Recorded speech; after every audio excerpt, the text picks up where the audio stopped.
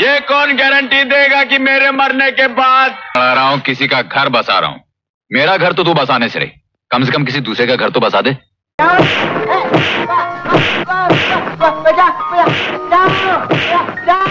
दोस्तों का दोस्त आशुतोष का प्यार भरा नमस्कार। दोस्तों, हमारी YouTube channel story farm production में आपका हार्दिक स्वागत है।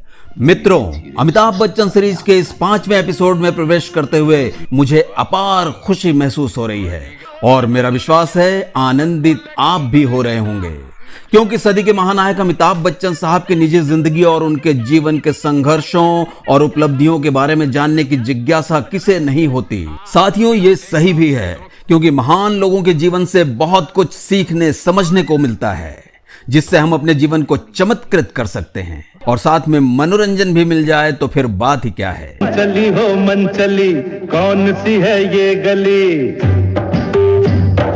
दोस्तों, अमिताभ बच्चन साहब ने बॉलीवुड में सफलताओं के जिस मुकाम को छुआ है, मैं बता दूं, वहां पहुंच पाना अब किसी भी एक्टर के लिए असंभव सा है। लेकिन ऐसा भी नहीं है कि अमित जी को सक्सेस बहुत आसानी से मिल गई थी। उनके जीवन में भी बहुत मुश्किलें आईं, बहुत संघर्ष भी रहा और इन सब के साथ साथ उनसे जुड़े विवाद भी बहुत रहे। उन्हीं विवादों में से एक विवाद का जिक्र मैं यहाँ इस एपिसोड में करने जा रहा हूँ, जो फिल्म सिलसिला से जुड़ा है। पकड़ी कलाई तो न छोड़ूंगा कभी, ना छोड़ूंगा कभी। होली के त्योहार हो और फिल्म सिलसिला का सॉन्ग रंग बरसे ज़हन में ना आए, ऐसा कैसे हो सकता है। फिल्म सिलसिला का ये गाना बॉलीवुड के सबसे फेमस होली सॉन्ग्स में से एक है। लेकिन क्या आप जानते हैं कि अमिताभ बच्चन और रेखा पर फिल्माए गए इस सॉन्ग से जुड़ा एक विवाद भी है, जिसके बारे में ज्यादातर लोगों को पता नहीं है। ये एक ऐसा विवाद है जिस पर सदी के महानायक अमिताभ बच्चन ने हमेशा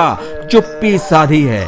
जानेंगे इस वीडियो में ऐसा क्या है विवाद, आखिर क्यों चुप रह जाते हैं अमिताभ। दोस्तों, आप बने रहिएगा हमारे साथ इस मजेदार वीडियो में बस कुछ पलों के लिए। दिल जैसी चीज की मनाऊं खैर क्या, हो मनाऊं खैर क्या। और दोस्तों, आपसे गुजारिश है, अगर आपने हमारे चैनल स्टोरी फार्म प्रोडक्शन को सब्सक्राइब नहीं किया है तो प्लीज कर लीजिए, ताकि हमारा हर एक वीडियो आप तक आसानी से पहुंचता रहे।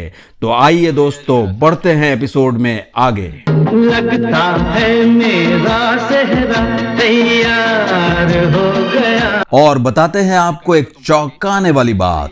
सदी के महानायक अमिताभ बच्चन ने अपनी फिल्म मर्द के सेट पर माइस्थेनिया ग्रेविस नामक एक दुर्लभ बीमारी से ग्रस्त हो गए थे। माइस्थेनिया ग्रेविस क्या है, आइए दोस्तों थोड़ा जान लेते हैं इस बारे में भी। माइस्थेनिया ग्रेविस एक ऐसी बीमारी है जो तंत्रिका तंत्र को प्रभावित करती है। ये नसों और मांसपेशियों के बीच सिग्नल भेजने में बाधा डालती है, जिससे मांसपेशियां कमजोर हो जाती हैं। अमिताभ बच्चन साहब ने एक इंटरव्यू में बताया था कि उन्हें यह बीमारी एक फिल्म की शूटिंग के दौरान हुई थी। वे अचानक बेहोश होकर गिर पड़े थे और डॉक्टरों ने उन्हें माइस्थेनिया ग्रेविस होने का पता लगाया था। सुन रूबिया, तुमसे प्यार हो गया क्या करें। माइस्थेनिया ग्रेविस के लक्षणों में मांसपेशियों में कमजोरी, आंखों की पलकों का हिलना, बोलने में कठिनाई, निगलने में कठिनाई, सांस लेने में कठिनाई और हाथ पैरों में कमजोरी शामिल हैं। अरे बाप रे, अब आप ही बताइए दोस्तों, इतनी सारी परेशानियों के साथ कोई अभिनेता कैसे अभिनय कर पाएगा, और वो भी कोई ऐसा वैसा अभिनेता नहीं जिनके एक एक एक्सप्रेशन पर दर्शक मर मिटते थे। उनके डायलॉग डिलीवरी पर लोग थिएटरों को तालियों और सीटियों से गूंजा दिया करते थे। ऐसे महान अभिनेता को जब माइस्थेनिया ग्रेविस का पता चला होगा तो उन्हें कैसा लगा होगा।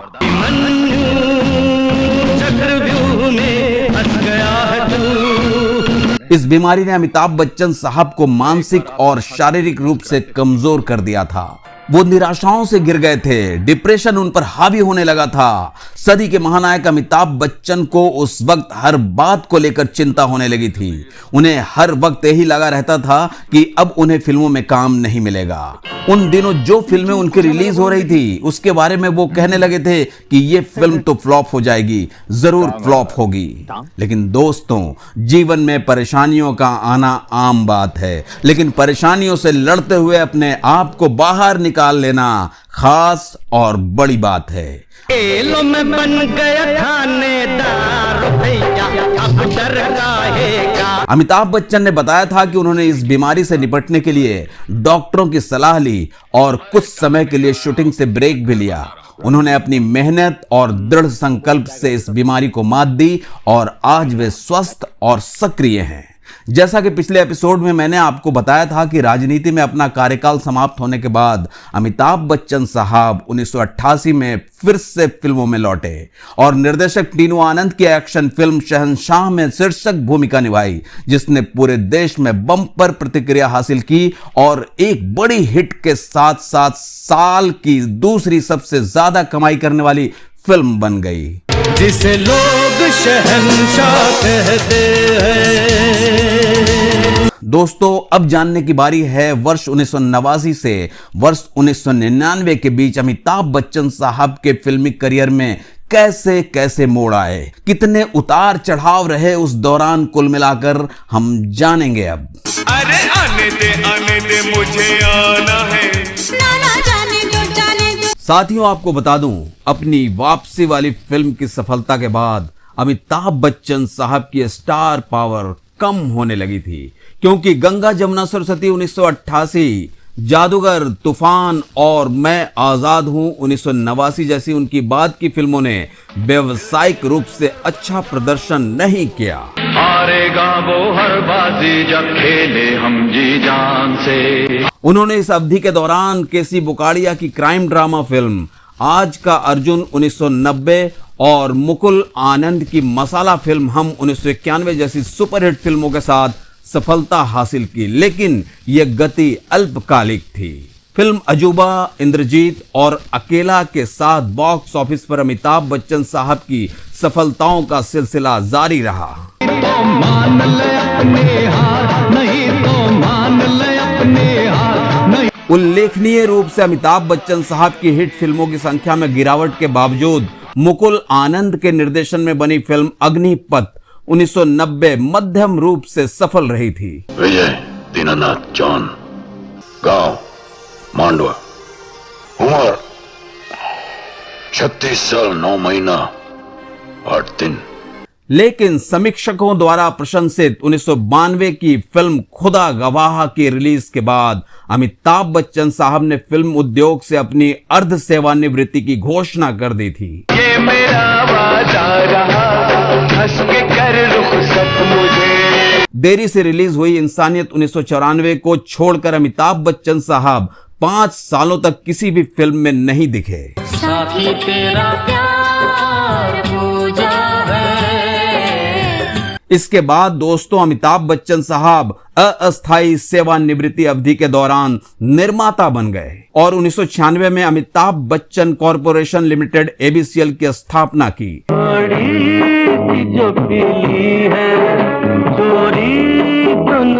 ABCL की रणनीति भारत के मनोरंजन उद्योग के एक पूरे क्रॉस सेक्शन को कवर करने वाले उत्पादों और सेवाओं को पेश करना था। ये है बंबई नगरिया, तू देख बबुआ।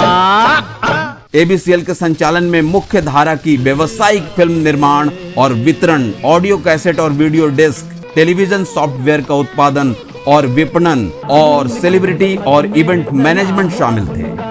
यार सुन यारी तेरी मुझे 1996 में कंपनी के लॉन्च होने के तुरंत बाद इसकी पहली फिल्म तेरे मेरे सपने थी, जो बॉक्स ऑफिस पर हिट रही।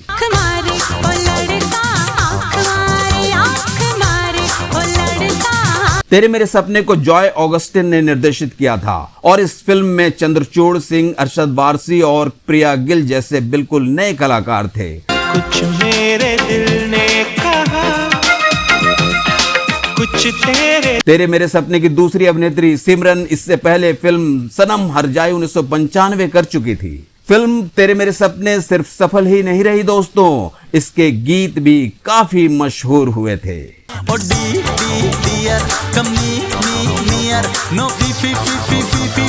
1997 में अमिताभ बच्चन साहब ने ABCL द्वारा निर्मित फिल्म मृत्युदाता के साथ अपने अभिनय की वापसी का प्रयास किया। हालांकि फिल्म मृत्युदाता ने बच्चन की एक एक्शन हीरो के रूप में पिछली सफलता को दोहराने का प्रयास किया, लेकिन फिल्म आर्थिक और आलोचनात्मक दोनों ही दृष्टि से असफल रही।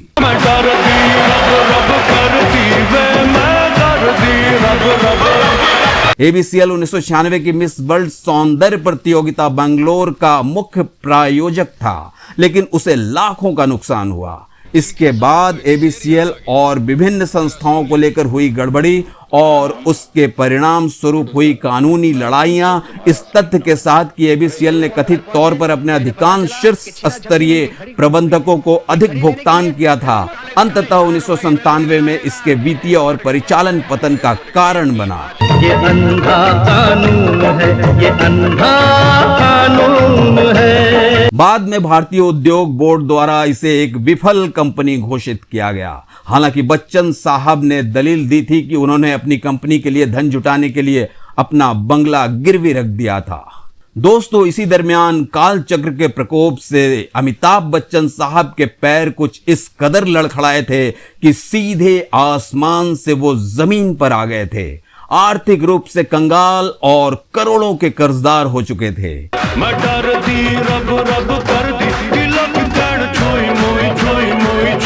इज्जत और शोहरत में भी काफी गिरावट आई थी।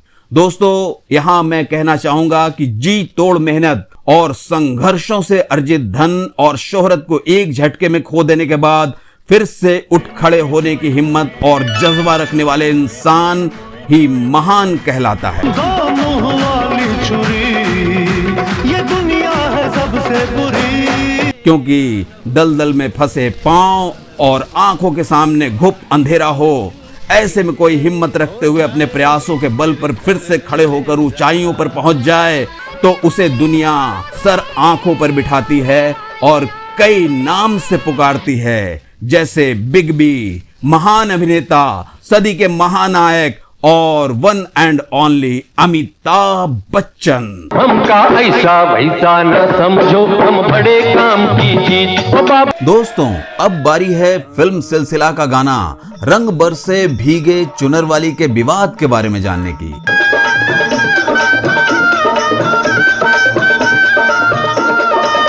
मित्रों, आपको बता दें, इस गाने पर विवाद इसके राइटर को लेकर है। रंग बरसे भीगे चुनर वाली, रंग बरसे। हमेशा रिपोर्ट्स में यह बताया गया है कि अमिताभ बच्चन की आवाज में गाए गए इस गाने को उनके बाबूजी हरिवंश राय बच्चन ने लिखा है, जबकि सच्चाई ये है कि वे इस सॉन्ग के राइटर नहीं हैं। अरे लौंगा इलाची का बीड़ा लगाया। हालांकि खुद अमिताभ ने कभी रिपोर्ट्स में आ रहे झूठ के खिलाफ कुछ नहीं कहा, वे हमेशा इस मामले में चुप रहे।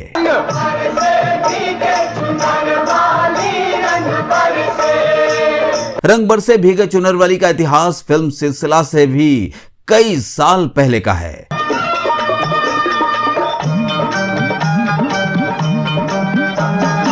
दरअसल ये उत्तर प्रदेश का एक लोकगीत है जिसे अमिताभ बच्चन अपने स्ट्रगल के दौर में RK स्टूडियो की होली पार्टी में गाया करते थे। बाद में जब यश चोपड़ा ने 1981 में सिलसिला बनाई तो म्यूजिक डायरेक्टर शिव हरि की सलाह के बाद उनकी आवाज में ही यह सॉन्ग फिल्म में डाल दिया गया था। मित्रों, वीडियो की शुरुआत में जो मैंने आपसे वादा किया था विवाद के बारे में बताने का, वो इस प्रकार यहाँ पूरा होता है। बेला चमेली का सेज बिछाया, बेला चमेली का। दोस्तों, इसी के साथ आज के इस वीडियो को मैं यहाँ विराम देता हूँ। आप वीडियो में अंत तक हमारे साथ रहे, इसके लिए हृदय की गहराइयों से धन्यवाद और बहुत बहुत आभार। दोस्तों, अगर आपने हमारे चैनल को अभी तक सब्सक्राइब नहीं किया है तो प्लीज कर लीजिए, बेल आइकन को भी प्रेस कर दीजिए और हो सके तो अपने दोस्तों और अपने चाहने वालों के बीच एपिसोड को शेयर भी कीजिए और कमेंट करके हमें जरूर बताइए कि हमारे चैनल पर आप और क्या देखना चाहते हैं। अगर आप ऐसा करेंगे तो मैं सच कहता हूं, मुझे बेहद खुशी होगी। आप सपरिवार स्वस्थ रहें, मस्त रहें, व्यस्त रहें। बिच्छू लड़ गया, बिच्छू लड़ गया, बिच्छू लड़ गया। सुनर वाली रंग बरसे हाय।